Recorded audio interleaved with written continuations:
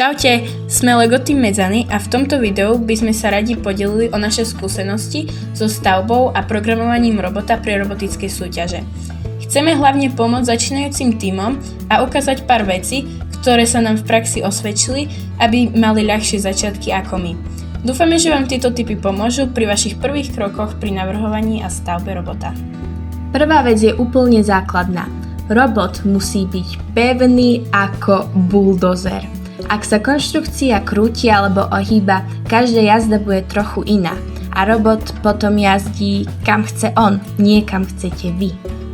Náš robot má veľmi jednoduchý tvar. Je to v podstate kváder. Nie je to kvôli tomu, že by sme nemali fantáziu. Je to preto, že kváder sa perfektne opiera o stenu a vždy ho vieme presne zarovnať. Dôležitá vec sú osky kolies. Ak je oska uchytená len v motore, môže sa pri väčšej váhe ohnúť. My máme okolo robota rám, takže oska je uchytená v motore aj na druhej strane konštrukcie. Koleso je medzi nimi a oska sa neohýba ani pri väčšej záťaži. Ďalší trik je rozloženie váhy robota. Najlepšie je, keď väčšina váhy tlačí na poháňané kolesá. Ak nie, robot sa môže rozbehnúť a kolesá zase len prešmikujú. Na rôzne misie používame vymeniteľné nástavce. Robot sa vždy vráti do domovskej oblasti a my len rýchlo vymeníme nástavec. Káble treba schovať. Ak trčia von, robot sa môže o niečo zachytiť, zaseknúť sa alebo si potiahnuť kábel pod koleso. Pri kolesách je ešte jedna dôležitá vec. Kolesá by mali byť na oboch stranách rovnako ďaleko od motorov. Ak jedno koleso trochu bližšie alebo ďalej, robot sa môže pri jazde jemne stáčať. Tiež je dobre zabezpečiť, aby sa koleso po oske nepohybovalo do strán. Ak sa počas jazdy posunie o pár milimetrov, zmení sa vzdialenosť kolies a robot môže začať jazdiť nepresne.